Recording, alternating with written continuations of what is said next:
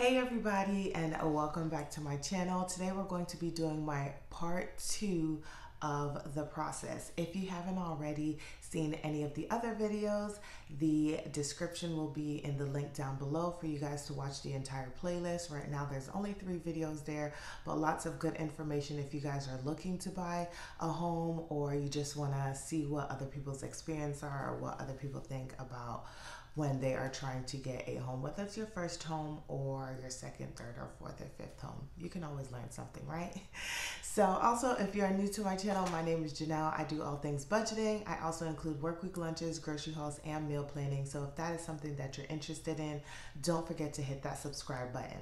So like I said in my last video, a lot of the things that I talked about in that part 1, I'm also going to be talking about in part 2 because it relates so closely, and just depending on where you fall in the process, things will change slightly in how you go about obtaining a home, or you may have to double back a second time around to do those same things again. So I do have, once again, my little cheat sheet here just to make sure that I don't get off on a tangent or go anywhere I don't need to be going.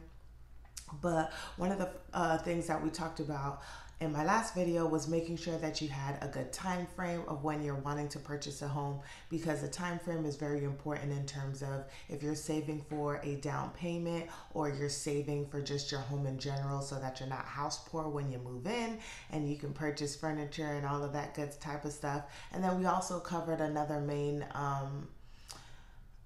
information or main thing is that you need to find a good lender, a reputable lender, and make sure that you speak to more than 1, 2, or 3 lenders, because in my case I have spoken to many lenders over the 3 years that we were kind of looking for a house, and a lot of those lenders don't understand the credit side of things. And if you are like me, for instance, who were having issues with your credit and needed somebody who understood how it works, you may need to talk to a lot of people before you get to the right person, because it's what I did. And even though it took us longer to get a house, I do believe that that was the purpose, because this house just seems like so perfect, so unreal. It's just a weird, eerie feeling, but like I feel like this was our season to get the home that either of us expected to get. And so I'm not fully frustrated. It just came full circle. Like, this is why you just have to wait for your season sometimes. But I will do a video on just our experience as first-time home buyers and like what we went through and what we would recommend in the future for you guys. But with that, let's just say you kind of are in the middle ground. You've got an okay credit score. You kind of know where you want to go. You already have some savings because you were thinking about buying a home in the first place. One of the most important things is getting a lender, right? So you're going to choose, and your lender sometimes is going to be based on whether you buy a brand new home, like new construction, or if you're buying an already built home, because sometimes when you do new construction, that new construction lender will give you a lot more incentives if you use them versus if you use somebody else. For our instances, we did go with the lender and we ended up not having to pay any closing cost. We got a lot of things included in our household that we would have had to purchase if we probably bought like an older home, or I shouldn't say older home, an already built home. We would have had to pay some closing costs and some other things that we didn't have to actually pay for. So it's really going to just depend on which way you go. But once you determine whether you're going to buy or build a home, or if you're going to buy an already built home, then you need to make sure that you get a lender. And once you kind of decide on what lender you're going to go with, that lender, if they're a good lender, they're going to discuss to you which types of loans would work best for you. And for me and my partner, originally when we were looking, we wanted to do a USDA loan, but I talked about this in, I think, the first part 1 of the decision, when we talked about wanting to be closer to the highway because he works a good distance away from where we live. And for us, if we did a USDA loan, we had to live further out more into the country, which we didn't mind, but the drive to work would be a lot more and it would take away from what we're trying to accomplish, which is to be at home a little bit more than we are now. So we kind of gave up on that and was just like, okay, we're okay with doing an FHA loan. And so we ended up doing an FHA loan after talking with our lender. Not that we really had any other options, right? Because a conventional loan, we at least needed to have about like 5% down. And I don't think they did that option. I think their option was you had to put 10% down if you were going to do a conventional loan with them. So FHA was going to be the easiest and the quickest to save for, because we weren't planning on buying a house this year. And so we pretty much had 3 months, August, September, October, November. So yeah, 3 months pretty much to save up about $9,100. So it was going to be the cheapest for us. So we went FHA. You may go conventional, you may go USDA, or you may go VA. So it really just depends on you and your household and what you guys qualify for. And with that type of loan, we were also trying to figure out if we would qualify for down payment assistance, so it wasn't going to be so stressful, because we knew that we could kind of save for the down payment, but if we didn't have to kill ourselves, and maybe I could have paid off my car in the meantime, we wanted to see if we qualify. But from what I understand, getting down payment assistance is not always the easiest, and for us, we just didn't qualify because there's only 2 people in the household, and we make way too much money. I don't think we make way too much money, but they said we make way too much money, so we did not qualify for down payment assistance. So we really did have to come up with all of that money for our loan to be able to pay. And this was just only our down payment, which no one else can pay for unless like a friend or a family very, very close to us was going to be gifting us those funds. But everything else we did not have to pay for. And there's other different assistance programs that are out there, just depending on like your field of work. So if you're like a teacher or a first response person or anything like that, you have those like different options.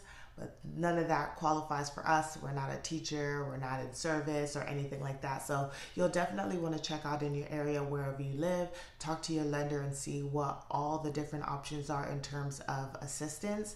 Because definitely if you're a first-time home buyer and you haven't been able to save up too much, you'll learn quickly that getting a house and being a homeowner is also very, very expensive.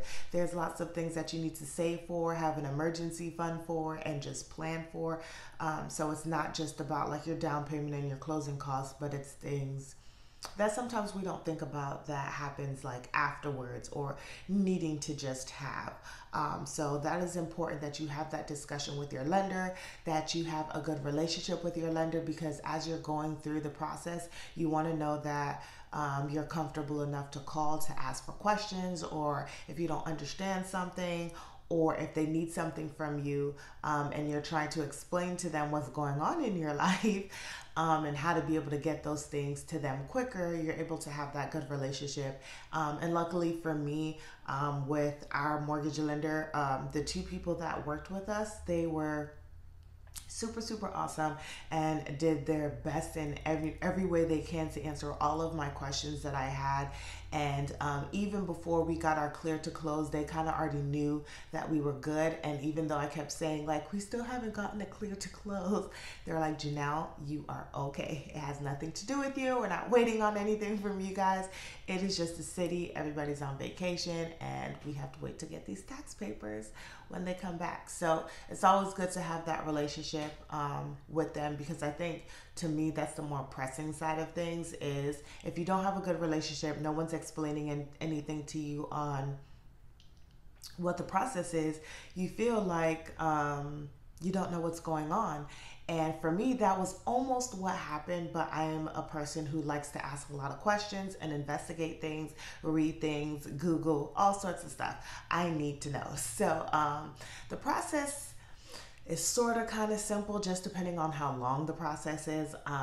But when you're thinking about getting a lender and you're getting a mortgage, you also need to think about the steps that you need to take. So, depending on the situation that you're in, you may want to go and get a pre approval first so that if you are buying a house that is already built, those people who you're showing interest in their homes know you're a little bit serious because you went and got a pre-approval. Now with a pre-approval, some people do run your credit, and I think it's more or so not called a pre-approval but something else. I do apologize, but if I know the name, I will link it in the video or down in the description box below.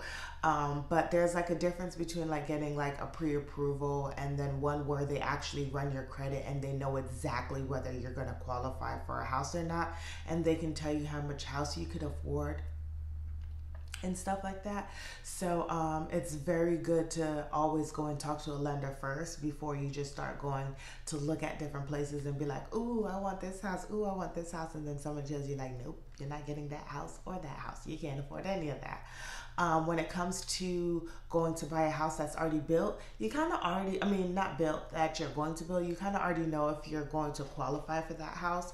So sometimes you don't have to go with a pre-approval if you plan on using the lender. That was the case for us. We were planning on using their lender, so we didn't need a pre-approval. They just kind of was like, hey, what's your income? What's your debt? And then they did run our credit to see where we are. So they had already kind of pre-approved us with just the income that we gave them. As long as that income was correct, then they knew that we'd be able to afford the house. And then I did go into like a credit repair for like a month. I just had to pay off some things, and then I got to get into the full process of doing the application. So you do an application, you turn in all of the paperwork that they ask for from you, and then they review that. It goes into underwriting, and in underwriting they take a look at everything, you guys. I mean everything. They're pulling up and they're doing all sorts of stuff. For us, we didn't really have anything for them to pull up, so it was very simple. It just took a very, very long time because with COVID going on and stuff like that, there's less people, more people buying a house, and they had to verify that we were still working, we still had a job, and we were still making money like 3 or 4 times during the whole process. And then they're gonna check the day that we close to make sure that we're still employed, which I totally understand, but that's not normally the norm. So there are gonna be some things that are a little bit different from what I went through now versus what you may experience 2 years from now or what you may have experienced in the past. And then you kind of come out of underwriting and they kind of will tell you like, hey, these are the things that we need to verify or we need extra information on. So you'll kind of get a like condition of approval as long as you turn in all of these things, and then they go back and verify it again, and then you can either be denied, ask for more paperwork, or you get like a clear to close, meaning that your loan is good to go and you're just waiting on finding your house if you're still looking for a house or whatever the case may be. So I am just doing a quick rundown. It may not all the way go that way. Everybody will experience something different, but that's kind of sort of the steps that you go through. And so my underwriting like took forever, and so I was trying to base these videos based on that underwriting, and as I'm doing this video actually, which is December the 8th, we're actually going to be closing on December the 9th. So, and with that, y'all, my apartment is a hot mess. I'm all over the place, and I'm trying to make sure I get this video out for you guys because who knows what's going to happen for the rest of the week. So with that being said, when you are purchasing a home and you're getting you're talking to your lender, and this is going to kind of be the last thing that I wrap up on, is now that you kind of know whether you're approved and what you're really approved for, the biggest thing is kind of now figuring out what is important for you, right? Because you may have wanted all of these different things in your house. You wanted soft close cabinets, you want 42-inch cabinets, you want all stainless steel, you need 62 square foot house, square feet home, like all sorts of stuff that you may dream of because you just want your perfect home. But your budget might say otherwise, your lender might say otherwise, and you may have to take some of those things that you really want off of your list. And this is where you have to kind of figure out what is super important and what can I add or do later. Sometimes, let's just say that the home that you're buying comes with black appliances and you want stainless steel appliances. Take the black appliances. You can always change them out later. You can save your money, save your time, and slowly change them out. That is something that you can change. And then there are things that for me would not work out, and that's like, oh, you want tile or hardwood instead of carpet. For some people, that is fine. They could change it out later. For me, it wasn't happening. I needed to have a house that did not have carpet in the main area. It was just a no-go for me, and that was just one thing that I knew that I wasn't going to settle on. But I could take a house that was maybe 3 bedrooms instead of 4 bedrooms, because I don't have any kids. I don't have to have that many bedrooms if I needed to make a compromise on other things. So I think that it's important that as you're going through this process, as you're figuring out your loan options, and you're finding your home, and you're figuring out what kind of assistance you're going to be able to get. You know your time frame, you're going to be saving, you're going to be going through this process, and you're going to come out on the right side and become a home buyer. I think it's also important to think about what's really important. Sometimes we get away from that because we get so excited in the glitz and glam of just having a house.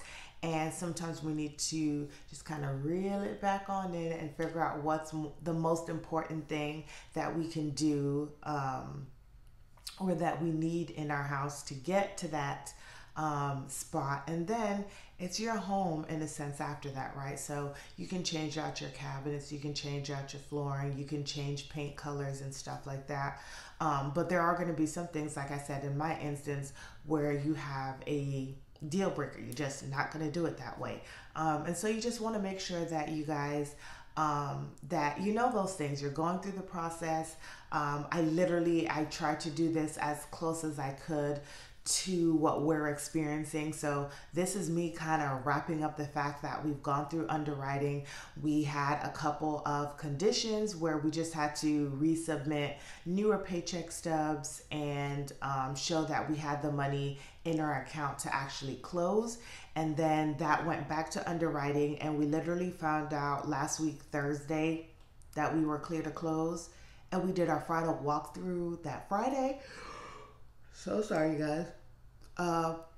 And then we found out that our actual time on Wednesday as to when we were going to be closing. So we know that we're closing on Wednesday at 1 o'clock. So it's exciting for us. And we're just trying to get our last minute things together.